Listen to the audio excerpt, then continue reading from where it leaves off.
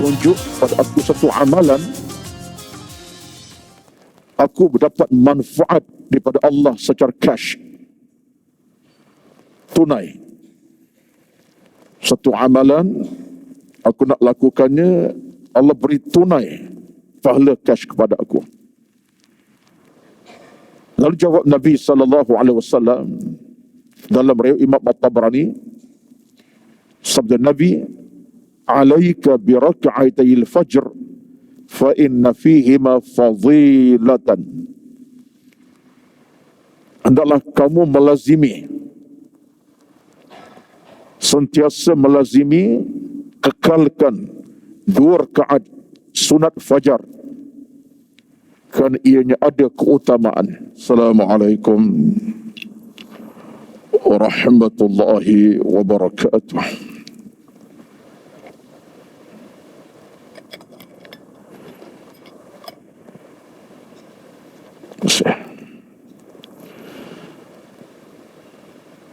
Innal hamdalillah nahmaduhu wa nasta'inuhu wa nastahdihi wa nastaghfiruh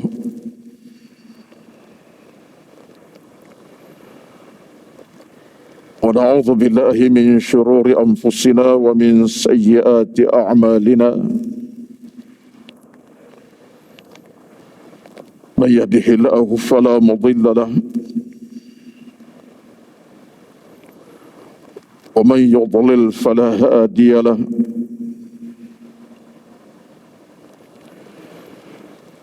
أشهد أن لا إله إلا الله وحده لا شريك له وأشهد أن محمدا عبده ورسوله. ربنا عليك توكلنا وإليك أنبنا وإليك المصير.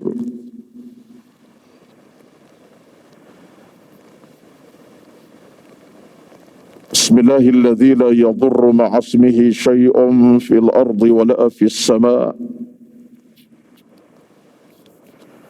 وهو السميع العليم. بسم الله الذي لا يضر مع اسمه شيء في الأرض ولا في السماء وهو السميع العليم. اللهم أحسن عاقبتنا في الأمور كلها وأجرنا من خزي الدنيا وعذاب الآخرة.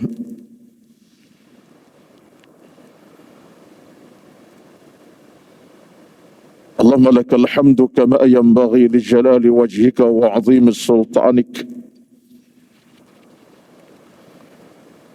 اللهم أعنا على ذكرك وشكرك وحسن عبادتك.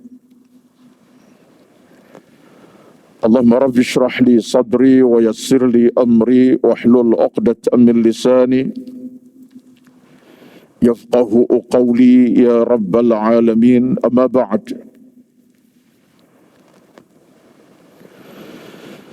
أعوذ بالله من الشيطان الرجيم. ولقد ذرأنا لجهنم كثيرا من الجن والإنس لهم قلوب لا يفقهون بها ولهم أعين لا يبصرون بها ولهم آذان لا يسمعون بها أولئك كالأنعام بل هم أضل أولئك هم الغافلون. Sadaqallahul Azim, yang bermaksud, dan demi sesungguhnya kami akan bangkitkan di dalam neraka Jahannam di kalangan manusia dan jin bagi mereka hati-hati yang tidak berakal, mata-mata yang tidak melihat,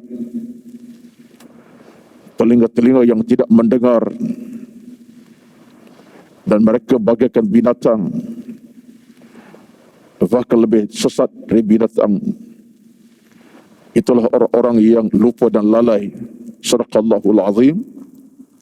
Al-A'raf ayat 179.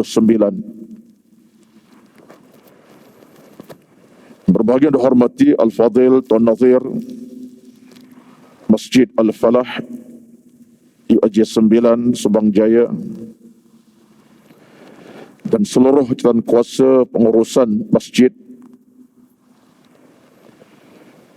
Al-Fadil Tuan Imam kita pada pagi ini Ustaz Haji Fakhrazi. Lama saya tak jumpa dengan beliau, banyak tahun juga. Dan dihormati, dikasihi seluruh kehadiran para jamaah subuh di pagi yang penuh barakah ini, muslimin dan muslimat, tuan-tuan, puan-puan, hadirin hadirat yang dirahmati Allah sekalian. Pertama-tama alhamdulillah kita merafak syukur kepada Allah Azza wa Jalla di pagi yang penuh ketenangan, di pagi yang penuh kerahmatan, di waktu yang begitu indah, begini tenang. Alhamdulillah kita dapat bersama berkumpul di tempat yang berkat dalam rahmat hidayah Allah Azza wa Jalla seawal jam subuh pada pagi ini, dan kita mudah-mudahan termasuk dalam golongan yang disabdakan Nabi sallallahu alaihi wasallam dengan sabdaan Nabi sallallahu alaihi wasallam, antaranya kepada mereka yang datang ke masjid seawal subuh ini, pahala yang didapat seawal-awalnya ialah bila mana ditunaikan 2 rakaat salat sebelum salat subuh berjamaah tadi. Ini suatu di antara rezeki yang paling besar di awal subuh ini. Kata Nabi bersabda pada hadis Aisyah radhiyallahu anha. Kata Aisyah, bersabda Nabi sallallahu alaihi wasallam, "Raka'ata al-fajr khairun min ad-dunya wa ma fiha." 2 rakaat yang ditunaikan sebelum salat subuh berjamaah lebih baik daripada dunia dan isinya. 2 rakaat sebelum salat subuh berjamaah pahalanya lebih baik daripada dunia dan isinya. Khairun wa ma fiha, khairun min dhu wa ma fiha. Ini satu di antara kemenangan awal kita di pagi ini. Tak seorang pun kalau kita pada pagi ini yang sedang meraih pahala sebesar dunia dan seisinya. Ini satu perkara. Dalam riwayat yang lain daripada Ibnu Umar radhiyallahu anhu, datang seorang lelaki kepada Nabi sallallahu alaihi wasallam lalu berkata, "Ya Rasulullah, dullani ala amalin yanfa'uni Allahu bihi." Kata Ibnu Umar radhiyallahu anhu, datang seorang lelaki menemui Nabi SAW lalu berkata, "Ya Rasulullah, dullani ala amalin yanfa'uni Allahu bihi." Tunjuk pada aku satu amalan aku mendapat manfaat daripada Allah secara cash, tunai. Satu amalan aku nak lakukannya, Allah beri tunai pahala cash kepada aku. Lalu jawab Nabi sallallahu alaihi wasallam dalam riwayat Imam At-Tabrani, sabda Nabi, "Alaika bi rak'atayil fajr fa inna fihima fadilatan." Hendaklah kamu melazimi, sentiasa melazimi, kekalkan 2 rakaat sunat fajar, kerana ianya ada keutamaan. Hendaklah kamu kekalkan berterusan 2 rakaat sebelum fajar, padanya banyak keutamaan. Itu jawapan Nabi SAW. Dua-dua hadis tuan-tuan dan puan-puan semua menunjuk kepada kita kelebihan terawal. Satulah kata Al-Imam An-Nawawi rahmatullahi alaihi, dalam seharian kehidupan kita ini, dari saat ke minit, minit ke jam, jam ke jam itu, ada detik-detik masa yang kalau kita ambil kesempatan, kita rugi serugi-ruginya.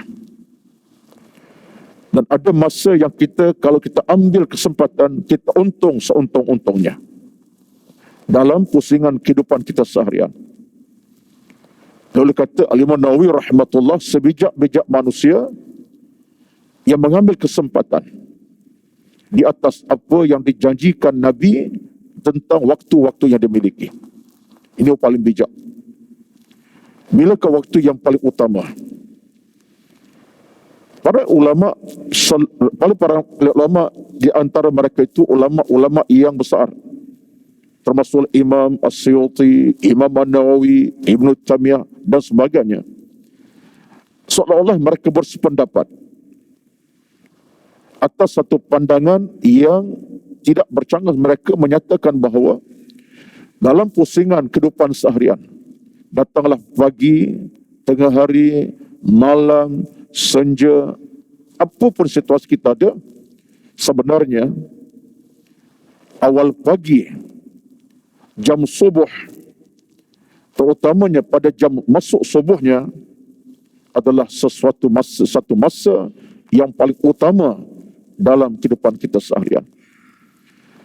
Maka kata Al-Imam Ibnu Qayyim Al-Jauziyah, barang siapa yang bermula subuhnya dalam keadaan mampu menunaikan 2 rakaat, azan berkumandang, dia tunai 2 rakaat, belum subuh masuk, belum datangnya sembahyang subuh itu, ini orang yang paling bijak. Yang paling bijak, yang paling sempurna kehariannya pada hari itu. Bermakna kita bermula pada hari ini, hari Sabtu. Sebijak-bijak kita ialah orang yang bangun awal pagi, sempat subuh, dan bukan setakat berjemaah subuh, sempat tunaikan 2 rakaat belum subuh tadi. Ini orang paling bijak. Min aqyasin nas, kata Ibnu Qayyim Al-Jauziyah, orang paling bijak.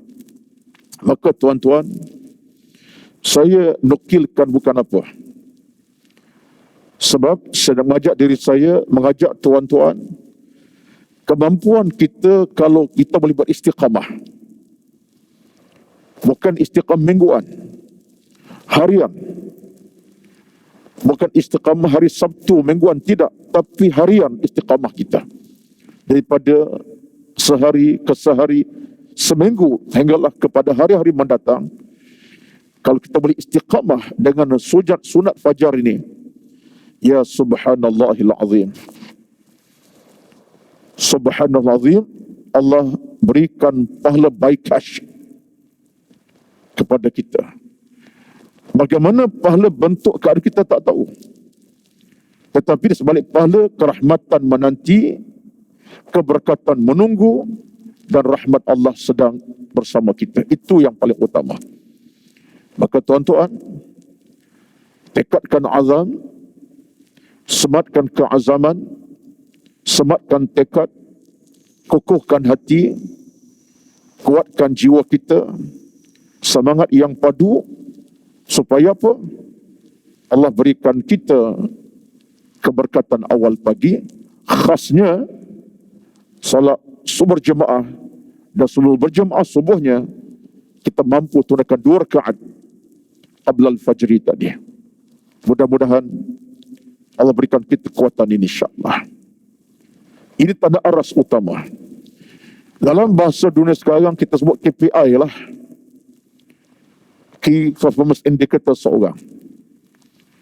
Dalam urusan agama ada KPI kita. Salah satunya adalah 2 rakaat belum sembahyang subuh. Maka 2 hadis tadi Saya kira semat ke dalam hati kita masing-masing. Hadis Aisyah radhiyallahu anha, raka'ata al-fajri khairun min ad-dunya wa ma fiha. 2 rakaat belum subuh itu lebih baik daripada dunia dan seisinya. Hadis yang kedua, hadis Ibnu Umar, laki-laki bertanya Nabi SAW, satu amalan yang Allah berinya sepahala cash. Kata Nabi, kekalkanlah, alaika, kekalkanlah 2 rakaat belum subuh, dalamnya ada keutamaan dan demi keutamaan. Wallahu alam. Ini sebagai satu muqaddimah awal daripada saya untuk saya ajak tuan-tuan yang hadir pada pagi ini, bahkan menonton live pada pagi ini melalui FB saya, mudah-mudahan kita dapat apa yang dijanjikan Nabi sallallahu alaihi wasallam. Dia konteks dalam agama ni, kalau ikut kepada pandangan para ulama, apa sahaja jaminan yang Nabi beri kepada kita, baik tentang pahala demi pahala, fadilat, yang utama satu kata para ulama. Yang utama ialah tasbit di dalam hati kita. Teguh dalam hati kita nak melakukannya. Sebab Nabi tidak pernah menjanjikan kecuali janji Allah Azza wa Jalla. Lidah Nabi, tuan-tuan, wahyu daripada Allah Azza wa Jalla. Cakapan Nabi, wahyu pada Allah Azza wa Jalla. Perintah Nabi, wahyu Allah Azza wa Jalla. Tidak mungkin Nabi berdusta, bohong, bercakap tidak benar, malaikat benar belaka. Tak mungkin dusta. Suatu Nabi bila sebutkan satu perkara, datang pada hadis yang sahih begini rupa, ia satu kebenaran. Sebab apa? Wa ma yantiqu 'anil hawa in huwa illa wahyun yuha. Dan tidaklah Muhammad itu bercakap semata-mata kecuali cakapannya wahyu daripada Allah Azza wa Jalla. Tidak Nabi bercakap-cakap, sekadar bercakap, tidak, kata Allah, tetapi ucapan Muhammad Rasulullah itu wahyu pada Allah Azza wa Jalla. Jadi para ulama sebut yang utama ialah tasbit. Tasbit ni apa, tuan-tuan? Teguh dalam hati kita, letak keyakinan dalam hati, kesungguhan untuk beramal di atas apa yang Nabi ajar, Nabi sampai kepada kita. Allahumma amin. Ya Allah, permudahkanlah urusan amal kami sepanjang masa, bermula awal fajar kami. Ya Allah, jadikan kami mampu untuk buat ibadat sebelum kami bekerja, cari harta, urusan dunia, urusan keluarga, urusan rezeki macam-macam. Ya Allah, mulakanlah kami di awal fajar ini dengan pintu kerahmatan, pintu keberkatan, pintu keamanan, pintu keimanan, pintu kemuliaan Allah, pintu kemuliaan-Mu ya Allah. Amin ya rabbal alamin. Tuan-tuan, puan-puan semua, itu bukan tajuk saya pada pagi ini, itu sekadar muqaddimah saja. Tuan-tuan, puan-puan dirahmati Allah sekalian, satu di antara perkara penting yang kita kena letak dalam kotak pemikiran kita ialah bagaimana kita akan hadapi situasi yang mencengkam, yang menakutkan, yang membimbangkan. Situasi apa, tuan-tuan? Disebut sebagai Yaumul Mahsyar, hari perhimpunan, hari bertemu Allah Azza wa Jalla. Kata para ulama kita rahmatullahi alaihi, antaranya pandangan yang dibawakan oleh Al-Imam Ibnu Qayyim Al-Jauziyah. Apa dia kata? Min a'zami asbab si'ati sadri, antara sebab yang besar yang boleh melapangkan hati kita punya dalaman kita, hati lapang, hati tenang. Apa dia, tuan-tuan? Min a'zami asbab si'ati sadri, antara sebab yang paling besar yang boleh jadi kita lapang hati. Si'ah ini mana keluasan hati, tenang. Antara kata dia ialah kita berfikir tentang an yaumil mahsyari, kita berfikir bagaimana situasi hari mahsyar. Wallahu alam. Betul tak betul kata Ibnu Qayyim? Bagi saya betul. Sebab apa? Sebab walaupun hari mahsyar menakutkan, membimbangkan, Tetapi kalau kita fikir dengan penuh keinsafan, jiwa kita lapang, jiwa kita tenang. Sebab apa tuan-tuan? Sebab bila kita renung tentang hari mahsyar dengan suasana mencengkam yang begitu menakutkan, kita ada persiapan untuk menghadapi hari mahsyar dengan penuh ketenangan. Dalam kepayahan ada kemudahan, dalam kesempitan ada keluasan. Sebab apa? Sebab kita dah mula berfikir. Sebab itulah maka pada pagi ini, dalam kesempatan masa agak terbatas, tidaklah panjang mana pun, saya ingin mengajak tuan-tuan untuk merenung sekejap. Apa ceritanya, apa keadaannya bila bercakap tentang Yaumul Mahsyar, hari mahsyar, apa gambarannya? Yang pertama sekali, Yaumul Mahsyar ini berada dalam dua keadaan. Ala halataini. Yaumul Mahsyar dua keadaan. Yang pertama ialah keadaan yang tenang dan bahagia. Yang kedua, keadaan yang susah dan mencelakakan. Itu sahaja. Tak ada tengah-tengah. Tak ada di antara celaka dengan bahagia, tidak ada. Sama ada situasi mencelakakan, membahagiakan. Itulah hari mahsyar. Dan pada kali ini, kesempatan pagi ini, saya nak angkat cerita tentang suasana mencelakakan. Saya tak nak bincang tentang suasana membahagiakan, yang menyeronokkan, tak nak bincang itu. Saya tengok aspek yang kedua, bagaimana hari mahsyar itu hari yang mencelakakan. Demi untuk kita berlapang dada dan kita ada keluasan hati untuk berfikir. Merenung sekejaplah dalam sela masa kita ada ini, renung sekejap supaya kita ambil titik keinsafan. Walaupun saya kira isu ini isu yang berat untuk dibincangkan, tetapi itulah cerita Al-Quranul Karim. Tuan-tuan sekalian, bila sebut tentang hari mahsyar yang mencelakakan itu, kita dapati banyak ayat Al-Quran menceritakan tentangnya. Banyak ayat menceritakan tentang hari mahsyar yang mencelakakan, yang menyusahkan. Saya guna kata celaka sebab apa? Sebab Al-Quran kata macam tu. Yaumun syaqiyun, hari yang celaka. Syaqiyun, terjemahan Melayu, celaka. Nak kata apa perkataan susah. Celaka tu syaqiyun. Maka terjemah perkataan yang agak berat, hari mencelakakan. Tuan-tuan sekalian, antara ayat suci Al-Quranul Karim yang menceritakan tentang hari mencelakakan itu ialah Al-Isra ayat 97. Al-Isra 97, Allah kata apa dalam Al-Quran? Wa nahsyuruhum yawmal qiyamati ala wujuhim ummiyan wa bukman wa summa ma'wahum jahannamu kullama khabat zidnahum sa'ira. Contoh ayat tentang mahsyar yang mencelakakan daripada surah Al-Isra 97. Apa kata Allah Azza wa Jalla? Pada hari itu, kata Allah, nahsyurhum, kami akan bangkitkan manusia dalam suasana yang mencelakakan mereka. Apa keadaannya, kata Allah Azza wa Jalla? Mereka tersungkur tersembam. Bangun, jatuh tersembam. Bangun, jatuh tersembam. Seolah tak boleh bangun. Lalu kata Allah dalam keadaan ala wujuh, mereka jatuh syukur sembam. Dan situasi mereka macam mana? Buta, bisu dan tuli. Buta, bisu dan tuli.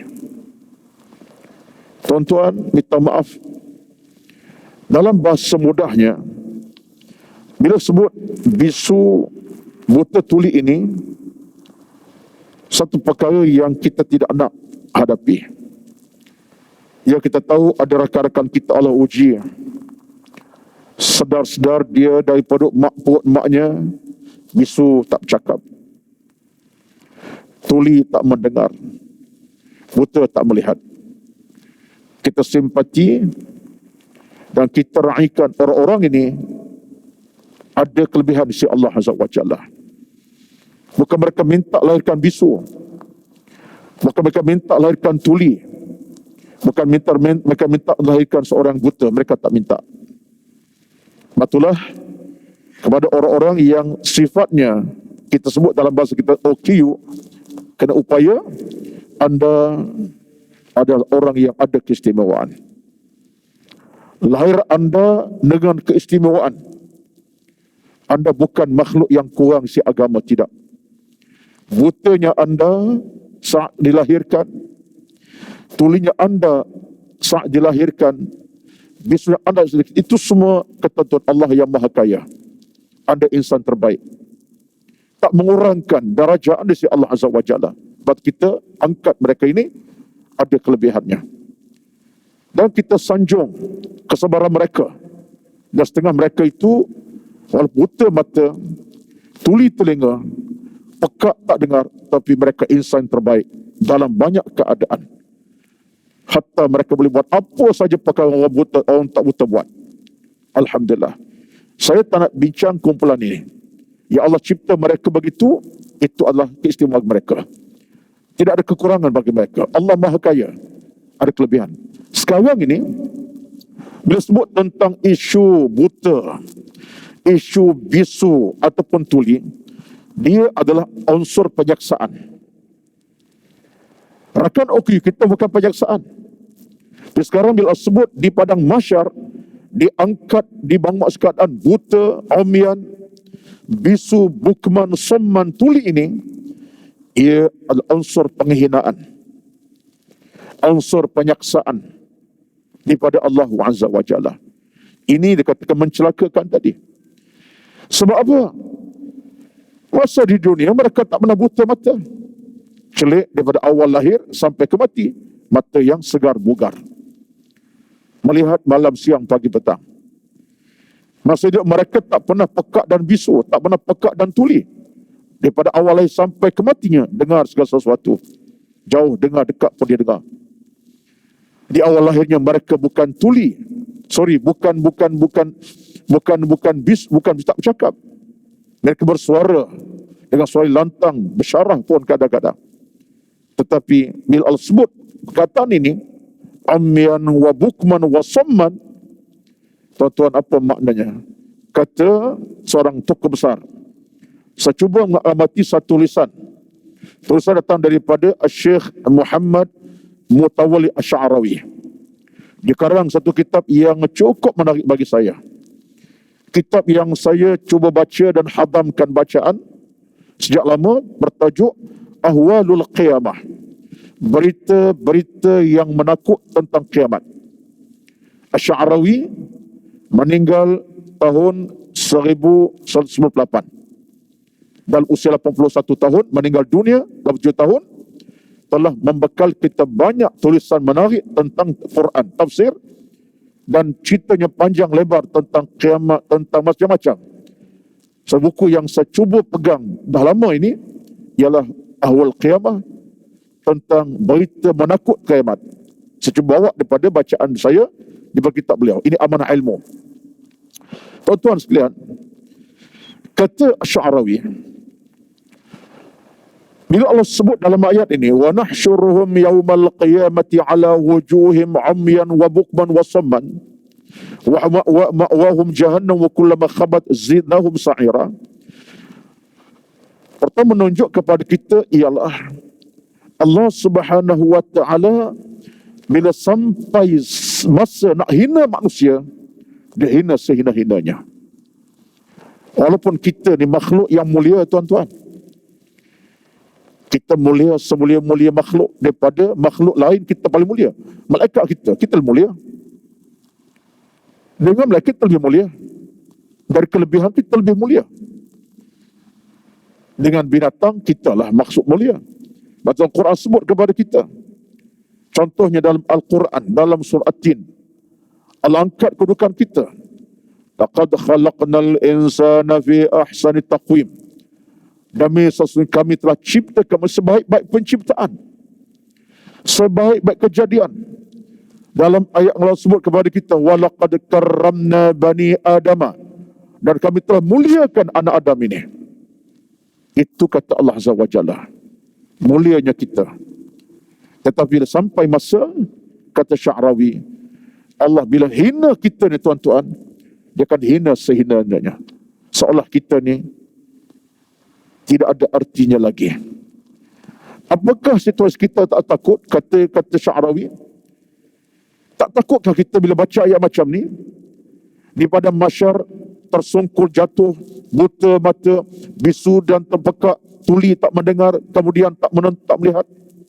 Kata Sya'rawi, ada sahabat Nabi bila dengar ayat ini, masing-masing terpegun. Bukan terpegun, tersentap. Nabi baca ayat ini saja, Al-Isra' tadi, sahabat ada yang tersentap. Riwayat sebut, hadis Bukhari Muslim daripada Anas, sahabat tanya, ya Rasulullah, wa kaifa yasirul insanu ala wajhihi? Bagaimana manusia jatuh syukur sembah ya Rasulullah? Jalangan atas mukanya ke bawah, kaki ke atas. Macam mana Rasulullah? Sahabat tersentap. Mereka rasa macam benda yang tak munasabah, benda yang tak logik. Kaki ke atas, ke bawah, muka berjalan. Sementara pula bukan muka berjalan saja, mata buta, telinga pekak dan tuli macam-macam. Sahabat rasa macam tersentap. Tanya Nabi, ya Rasulullah, kaifa yasil insana ala wajh? Macam mana Rasulullah? Apa kata Nabi SAW? Nabi jawab, dan sahabat ada menangis. Kata Nabi, innal ladzi amsyahum ala arjulihim qadirun an yumsyihum ala wujuhihim. Kata Nabi, wahai sahabatku semua, orang yang pernah berjalan dengan kakinya, siapa yang bagi kaki itu berjalan? Allah Subhanahu wa ta'ala. Kaki berjalan, kepala ke atas. Siapa yang buat macam tu? Allah. Saya berjalan kaki ke bawah, kepala ke atas. Allah yang buat macam tu. Tuan-tuan bersama. Kalau Allah berkuasa jadikan kita berjalan dengan kaki, kata ke atas, apakah susah bagi Allah nak terbalikkan kita nanti? Muka di bawah, kaki atas. Apa yang payahnya? Tengok cara jawapan Nabi. Sahabat tersentap. Quran kata manusia nanti pada mahsyar, ke bawah muka, tersukut sembab, mata buta, tuli pekak, kaki ke atas. Sahabat sentap. Nabi jawab, sesungguhnya wahai sahabatku semua, kalau kamu boleh berjalan kaki ke bawah, kepala ke atas, itu Allah punya kerja, punya ketentuan. Pelik apa? Saya masa Allah terbalikkan kamu, tak upaya kamu angkat muka ke atas, muka ke bawah, kaki ke atas. Ini kerja Allah Subhanahu wa ta'ala. Allah upaya melakukannya. Kata Sya'rawi, bila Allah terbalikkan kita dalam keadaan sepatutnya kaki ke bawah, itu norma kehidupan. Kepala ke atas, muka di atas. Bila Allah terbalikkan, satu penghinaan yang dahsyat. Satu istihza, hina yang dahsyat kepada hamba celaka tadi. Tuan-tuan, hal ini kita nak kata apa ni tuan-tuan? Soalnya sekarang ini, kalau saya tengok dalam bicara para ulama, termasuk kata Sya'rawi daripada kitabnya ini, berapa ramai kalangan kita yang merenung tentang hal ini. Rupa-rupanya bila Allah nak celakakan hamba di pada mahsyar nanti, kita bentuk pada binatang. Lebih tu binatang. Suatu saya muqaddimahkan tadi, kalau tuan masih ingat bacaan saya tadi, dalam muqaddimah tadi, saya bacakan daripada surah apa tadi? Surah Al-A'raf. Itu ayat 179. Saya muqaddimah di awal tadi. Firman Allah Subhanahu wa ta'ala, وَلَقَدْ ذَرَأْنَا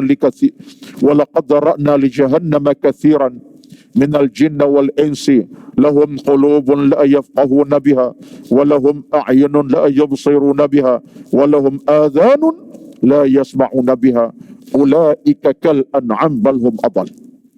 Al-A'raf ayat 179. Boleh semak ayat ini. Allah angkat satu cerita dalam Quran kepada kita. Kita ni manusia paling mulia sebenarnya. Bila Allah nak celakakan kita, ayat yang lain Allah sebut, Allah kata apa? Ulaika kal an'am. Kamu ni macam binatang.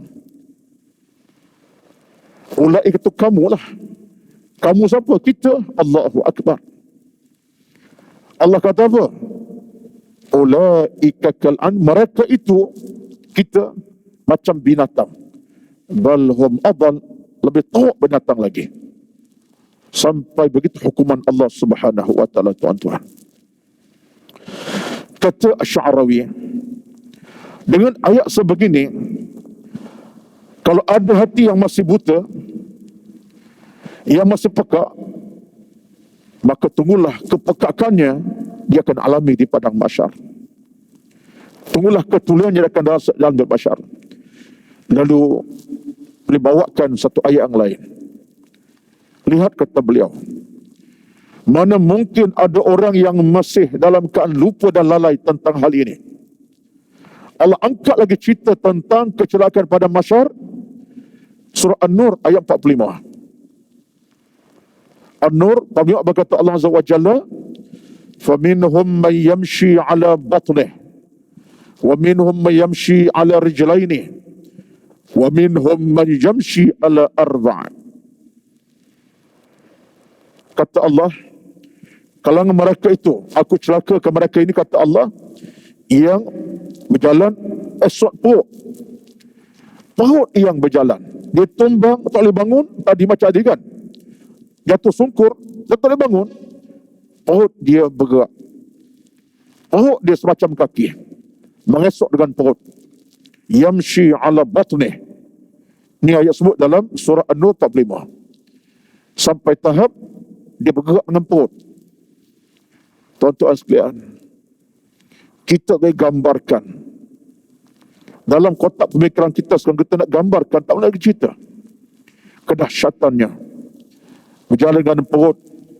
Bayangkan lalui duri yang tajam dengan batu pasir yang kerikil, perut akan berkecai pecah, luka-luka yang dalam. Kita kalau tak biasa sebagai orang bandar yang kalau kita pernah melecet berjalan atas batu yang tajam, berjalan tak payah satu tapak, dua tapak pun, dua tapak tak payah, setapak pun tak berani. Kaki kita tak pernah kena batu tajam. Tiba-tiba selipar tak ada, berjalan saja, menangis. Kereta dekat dengan 200 meter, kena pula batu tajam, duri pula ada, berani pijak. Kita menangis, tuan-tuan. Itu dunia sekarang. Orang kampung lain, pakcik-pakcik kita umur 80, kerja bantulan di kampung, berjalan biasa je. Itu pun sakit juga, duri masuk, menusuk. Bayangkan dunia. Kaki adalah telapak yang agak tebal. Ni perut kita ni. Bayangkan Allah sebut, yamshi ala batnih. Perutnya berjalan. Heret di atas situasi, bukan tanah-tanah macam sekarang. Di atas batu-batu yang tajam dan api yang merah membakar. Diheret perut. Allahu Akbar. Tuan-tuan sekalian, kata Sya'rawi, amat takjub sekali.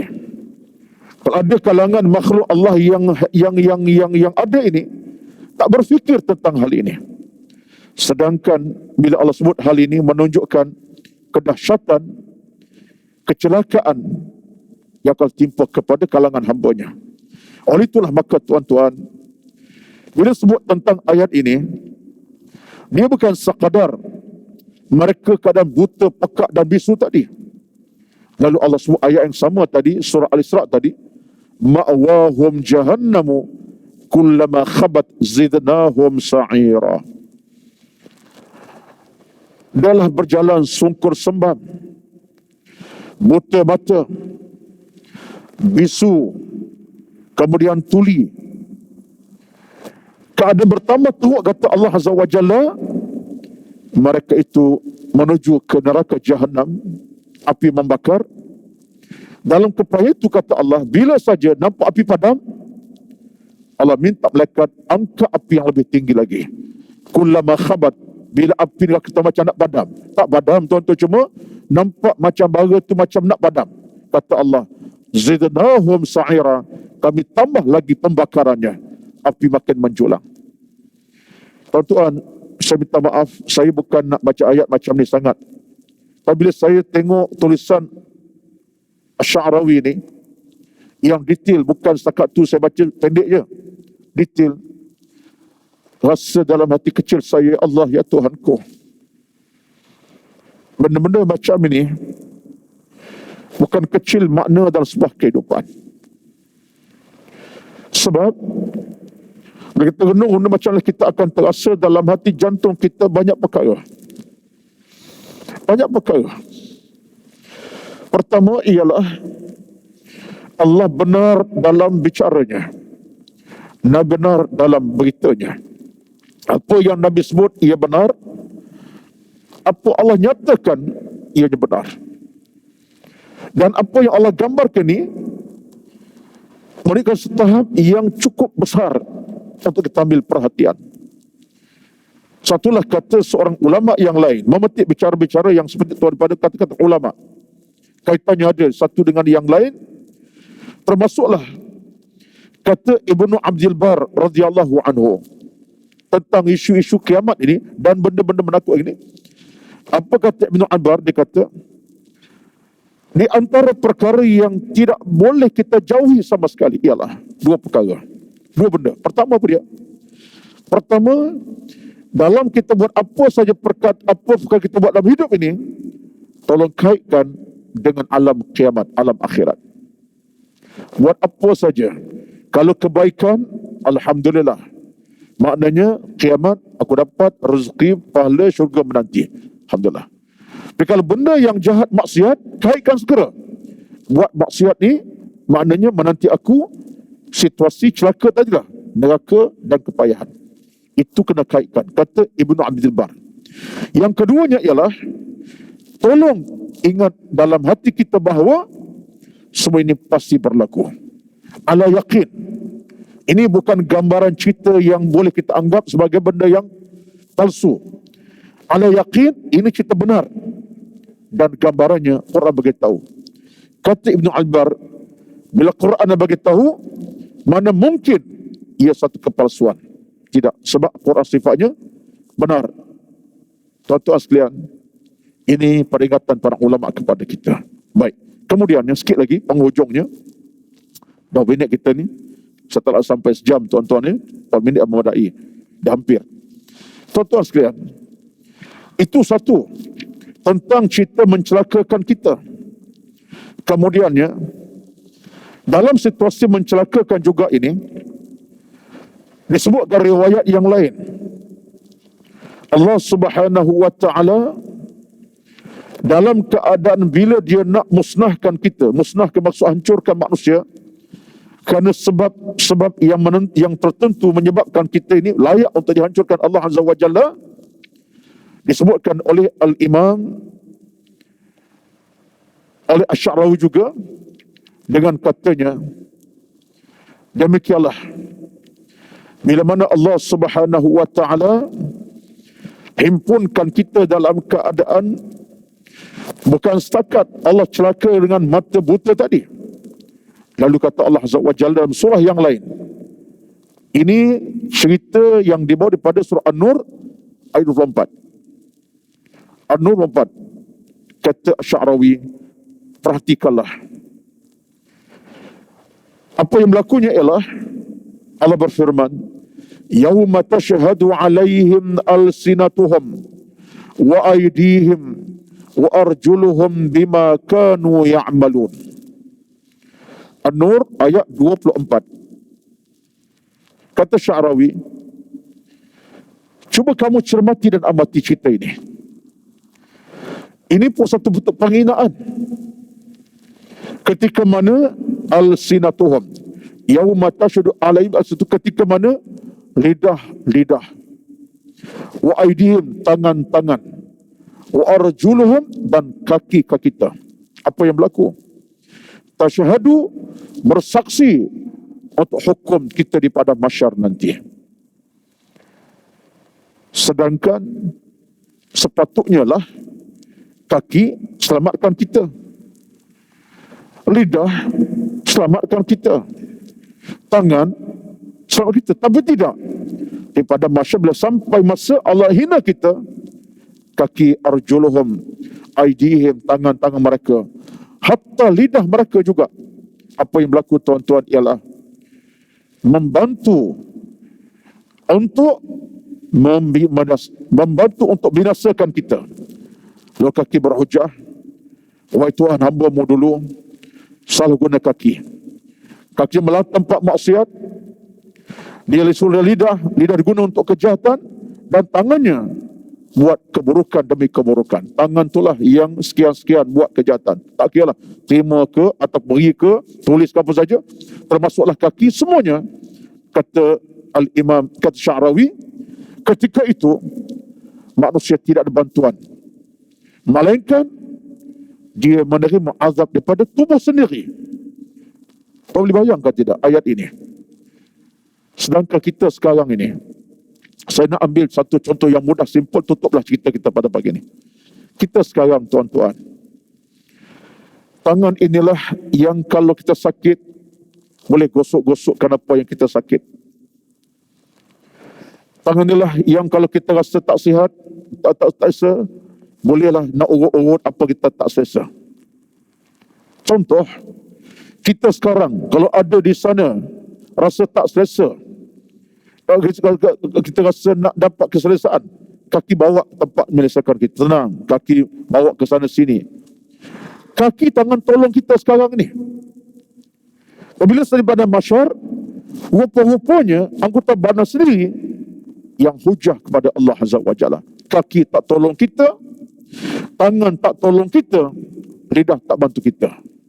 Tuan-tuan boleh bayang dia kata Sya'rawi, sampai tahap ketika itu fizikal kita tak boleh tolong kita. Tangan tak boleh tolong kita, bahkan hentam kita kembali. Kaki tak tolong, bahkan balung kita semula. Lidah tak tolong, bahkan lidah balung kita kembali. Kata Sya'rawi, apa kita ada? Yang ada kecelakaan. Yang kita milik tak tolong kita. Saya ambil contoh mudahlah, kalau kena, contoh kenalah, kalau tak kena silap saya.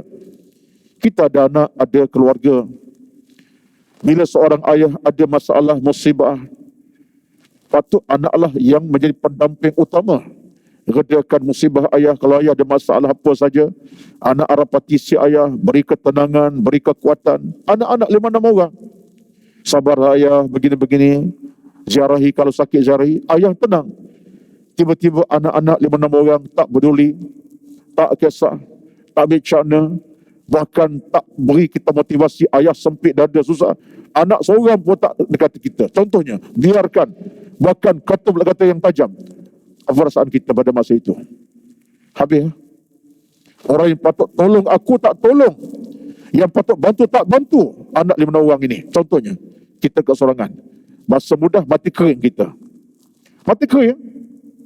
Demikian di padang mahsyar. Yang patut tolong tangan kita sendiri, tolong kita, tangan hujah ke atas kita, atas kejahatan kita seumpamanya. Kaki pun sama. Kata Sya'rawi, bayangkan kedahsyatannya. Maka tuan-tuan, ketika itulah situasi sudah berubah. Kecelakaan tadi disebabkan oleh siapa? Kita sendiri. Itulah semasa hidup di bumi inilah kita kena ambil sikap untuk merenung jauh ke hadapan. Dan betul lah kata Al-Imam Ibn Qayyim di awal tadi, dia kata apa? Antara sebesar-besar asbab yang utama ialah kita baca cerita kiamat demi untuk melapangkan hati kita.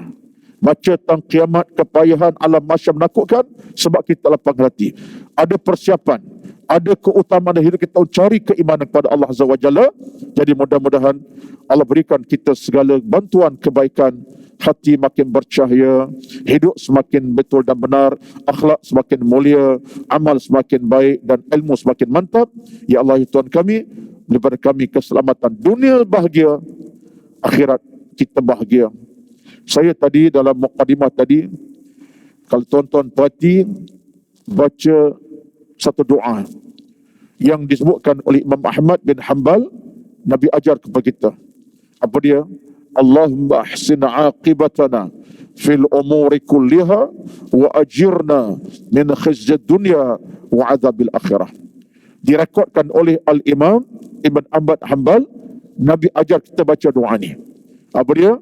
Allahumma ahsin aqibatana fil umuri kulliha wa ajirna min khizyid dunya wa adzabil akhirah. Maknanya, ya Allah, perelokkanlah, ahsin aqibatana fil umuri kulliha, ya Allah, perelokkan semua urusan hidup aku. Urusan makan, minum, harta, ibadat, amal, apa saya perelokkan ya Allah, semuanya. Sebab di bumi ini, wa ajirna min khizyid dunya wa azabil akhirah, ya Allah, tolong pinggirkan, jauhkan daripada kehinaan hari akhirat dan azab neraka yang membakar-bakar. Doa ini ada dalam hadis. Allahumma ahsin aqibatana fil umuri kulliha wa ajirna min khizyid dunya wa azabil akhirah. Mudah-mudahan kalau kita amal doa tadi, kita dapat banyak rezeki kelebihannya. Hati makin bercahaya, bukan makin suram dan kabur. Hati makin hidup, bukan makin sakit, makin mati. Jiwa kita makin tenang, lapang, bukan jiwa makin tak sihat dan makin bermasalah. Amin ya rabbal alamin. Sekadar pertemuan pada pagi ini. Maaf kalau kesalahan bahasa, salah bicara, contoh yang tak menyenangkan, minta maaf. Kelemahan saya, mudah-mudahan Allah berkati pertemuan kita pada pagi ini untuk menimba ilmu demi kebaikan bersama dan untuk kebaikan demi kerana Allah Azza wa Jalla. Amin ya rabbal alamin. Wallahu a'lam. Aqulu qawli hadha, astaghfirullahal azim li wa lakum wa lisairil muslimin wal muslimat fastaghfiruhu lahu ghafurur rahim. A'udzu billahi minasy syaithanir rajim. Bismillahirrahmanirrahim. Alhamdulillahi rabbil alamin. Wassalatu wassalamu ala sayyidina Muhammad wa ala alihi wa ashabihi ajma'in. Allahumma inna nas'aluka ridha'aka wal jannah wa na'udzu bika min sakhatika wan nar. Allahumma innaka 'afuwun karimun tuhibbul 'afwa fa'fu 'anna. Allahumma ahsin 'aqibatana fil umuri kulliha wa ajirna min khizyid dunya wa 'adzabil akhirah. Allahumma rabbi yassir umurana wa la tu'assir 'alaina. Bismillahilladzi la yadurru ma'a ismi syai'un fil ardi wa la fis sama' wa huwas samii'ul 'alim. Rabbana atina fid dunya hasanah wa fil akhirati hasanah wa qina 'adzaban nar. Sallallahu ala sayyidina Muhammad walhamdulillahi rabbil alamin. Mudah-mudahan Allah memberkati semua dalam sana kes-kes yang makin menakutkan. Jaga SOP, jaga diri, banyakkan doa munajat kepada Allah Azza wa Jalla. Mudah-mudahan kita selamat sejahtera dan penyakit diangkat Allah. Amin ya rabbal alamin. Wassalamualaikum warahmatullahi wabarakatuh.